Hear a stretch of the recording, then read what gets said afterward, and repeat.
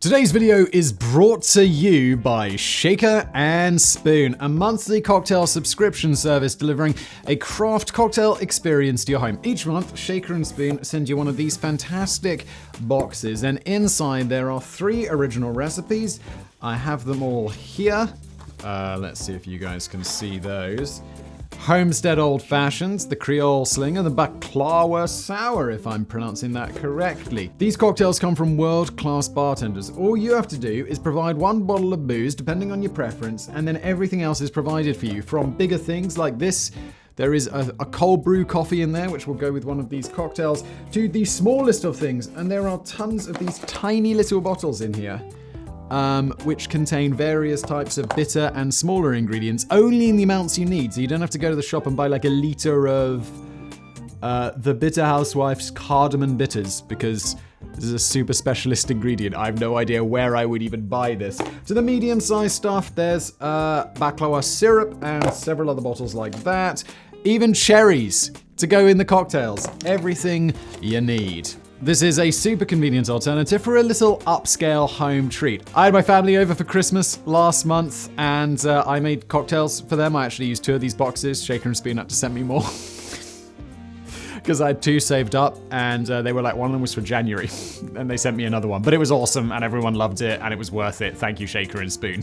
So if you think you'd enjoy some more complex drinks with very simple, easy to follow instructions, or you know someone else in your life who might enjoy this, you need to try Shaker and Spoon. You guys can get $20 off the cost of 1 box by going to shakerandspoon.com/megaprojects. shakerandspoon.com/megaprojects for $20 off 1 box. That's one of my favorite sponsors. Really do enjoy their stuff, so give them a try. And now today's video.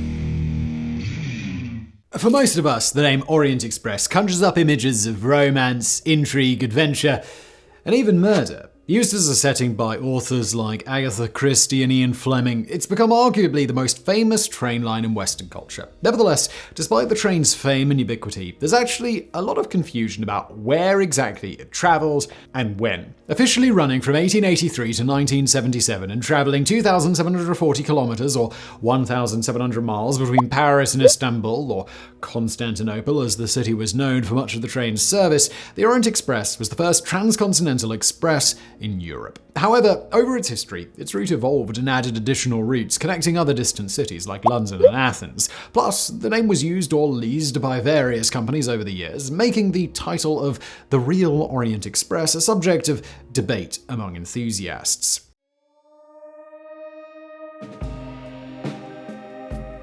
In 1876, a Belgian businessman named George Nagelmakers founded La Compagnie Internationale de Wagons Lit. Wagons lit being the French term for sleeper cars. The plan was for the company to produce and operate first-class sleeper and dining cars on European trains. His idea was that the cars would be attached to trains operated by other national railway companies using their own engines, tracks, and stations. Passengers would pay for a ticket on the train as well as an extra fee for the Wagons Lit's car. Wagons Lit's then officially began operating the Orient Express in 1883. Well, it was technically called the Express d'Orient at the time, but I think that means the same thing in French. The original route ran twice a week, starting in Paris, and it passed through major cities including Strasbourg, Munich, Vienna, Budapest, and Bucharest. At the time, it didn't make it all the way to Istanbul, but instead ended at Varna, Bulgaria, on the Black Sea. From there, passengers who wanted to continue on to Istanbul, or Constantinople, had to catch a steamship operated by the Austrian Lloyd Company and then take the 14-hour trip across the western edge of the Black Sea. During its first years, the Orient Express pushed the limits of Europe's railroad infrastructure. The decline of the Ottoman Empire and the political strife in the Balkans delayed railroad construction, and in addition to the necessity of steamship travel along the last leg of the journey to Constantinople, there were other hiccups in the beginning. For example, the train had to stop in Giurgiu, Romania on the Danube River. There, passengers had to take a ferry to Ruse, Bulgaria on the other side, where they could continue to Varna. Similarly, once a week, the Wagons Lit began operating a route that diverged at Vienna to reach Constantinople via Belgrade and Nice in Serbia instead of Bucharest and Varna. But the track wasn't quite finished. In Nice, passengers had to take horse-drawn carriages over 300 kilometers or 190 miles to Plovdiv, Bulgaria, where train service resumed for Constantinople.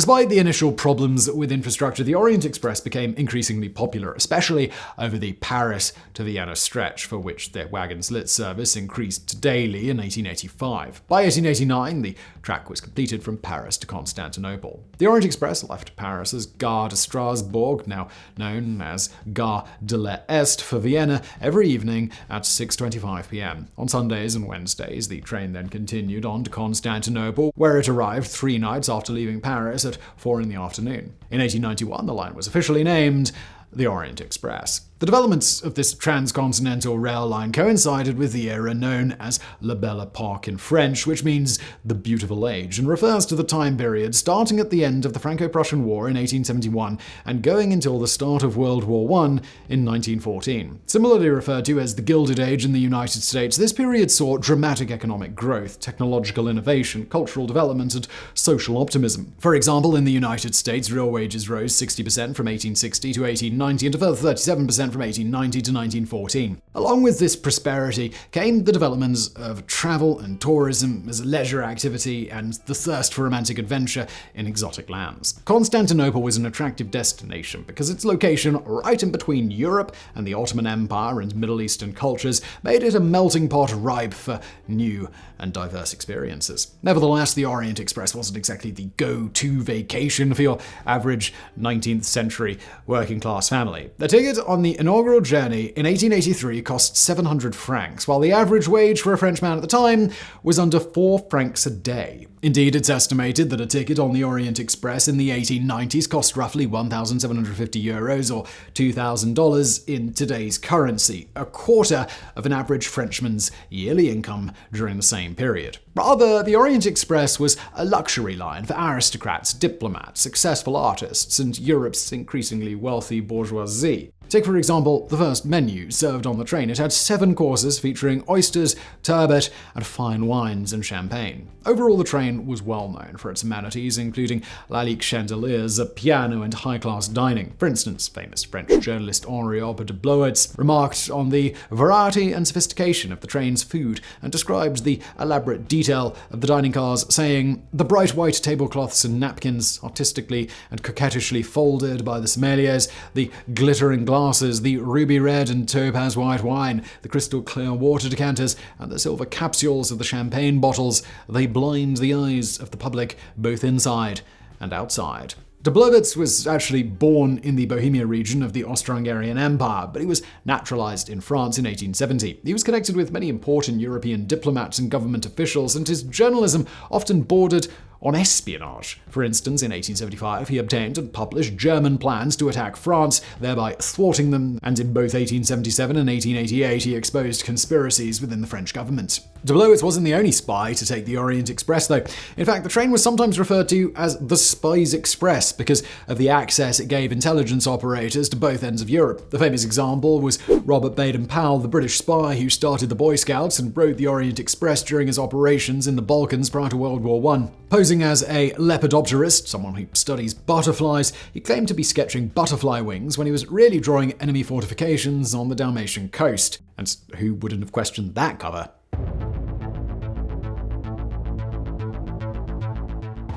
World War I only proved a minor hang-up for the Orient Express. Though service was suspended during the war, the train began running again in 1919. However, it changed its route to avoid Germany by traveling to Zurich and then through the Aarberg Pass in Austria to reach Vienna. It was during this time period between the World Wars that the Orient Express really expanded. Also in 1919, the Simplon Orient Express opened as an alternate route to the main line. This line took a more southerly route to Constantinople, traveling through Milan, Venice, Belgrade, and Sofia, and also connected the line past Paris in the west to Calais. This route was facilitated by the Simplon Tunnel, which connects Brig, Switzerland, to Issel, Italy, by cutting through the Alps. Opened in 1906, it's almost 20 kilometers or 12 miles long and was the longest railway tunnel in the world from its construction until 1988, when the Seikan Tunnel opened in Japan. Additionally, the tunnel lies only 705 meters or 2,300 feet above sea level, meaning that there are over 2 kilometers, around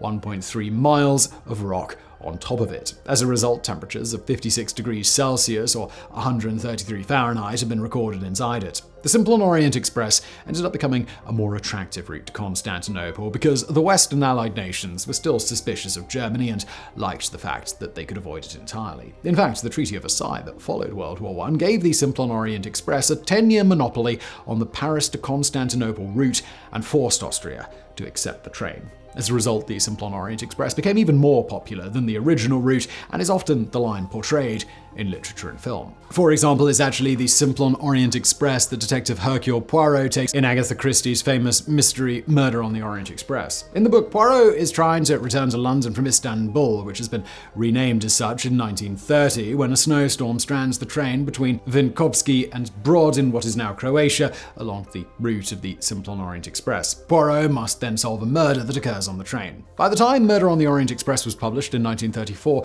the Orient Express had reached its peak. In 1922, Wagenslits began replacing the old wooden R-Class sleeper cars with steel S-type cars designed in the Art Deco style, painted blue with old lining and lettering. These were manufactured in England by Leeds Forge. The network expanded and different routes reached numerous cities throughout Europe. The Orient Express became a popular means of travel for diplomats, artists, and writers, as well as just the wealthy.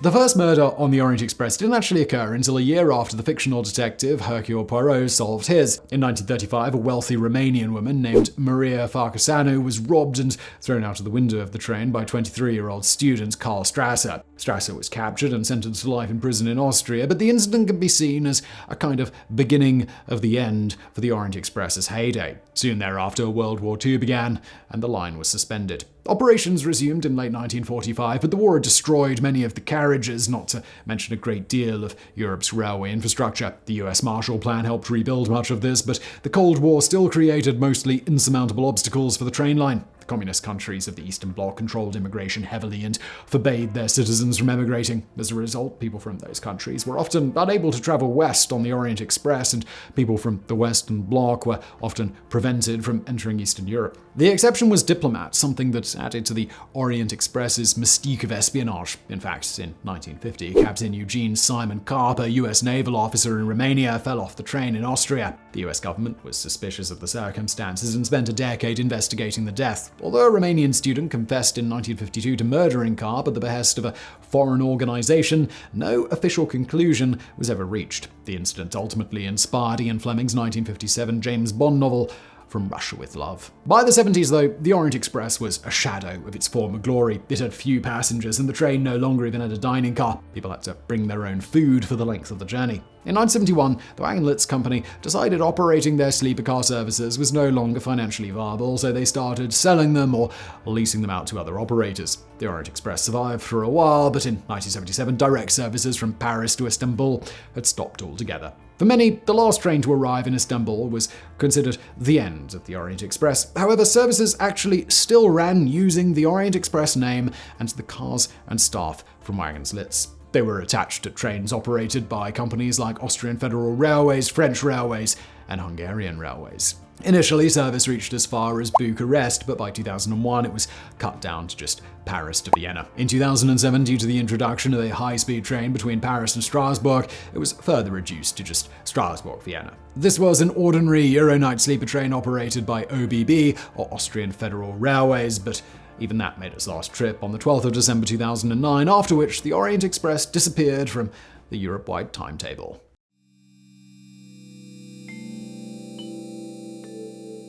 There is, however, a way you can still get the Orient Express experience. In 1977, James Sherwood, an American entrepreneur living in the UK, started buying classic train coaches at auctions, including vintage 1929 Wagenslits sleeper cars. He restored them and in 1982 began operating a service called the Venice Simplon Orient Express, running from London and Paris to Venice. This was eventually expanded to reach Istanbul, just like the original Orient Express, taking 5 days and traveling through Budapest and Bucharest. The train is less of a practical means of transportation, and more a luxury travel experience. While few train enthusiasts would consider it the real Orient Express, it does get you from Paris to Istanbul in style. Departing just once a year in August, it includes 5 nights aboard the train, 24-hour steward service, hotel stays, meals and city tours in both Budapest and Bucharest, a Danube river cruise, and of course, multiple course meals to rival those of the original. A twin cabin on the Venice Simplon Orient Express will cost you £17,250 per passenger, which is about €20,000 or $23,000. The suite, double that price. Considering that in 2019 the average annual wage in France was about €39,000, even the cheapest ticket is, relatively speaking, more than twice as much as passage on the original Orient Express. So what was the real Orient Express? The original train of La Belle Epoque that chauffeured Europe's growing wealthy class across the continent? The post-World War I Simplon Orient Express that inspired artists and writers? Or the failing Cold War line that took spies and diplomats to and from enemy territory? Did it end in 1977 with its last run to Istanbul, or in 2009 when the last cars of its name rolled into the Vienna Westbahnhof on a grey winter morning? Perhaps the Orient Express is more than any one train, and instead a cultural symbol of Europe's history and thirst for adventure. In this way, it's sure to live on in novels, films, and the zeitgeist for years to come. So I really hope you found that video interesting. If you did, please do hit that thumbs up button below. Don't forget to subscribe, and as always, thank you for watching.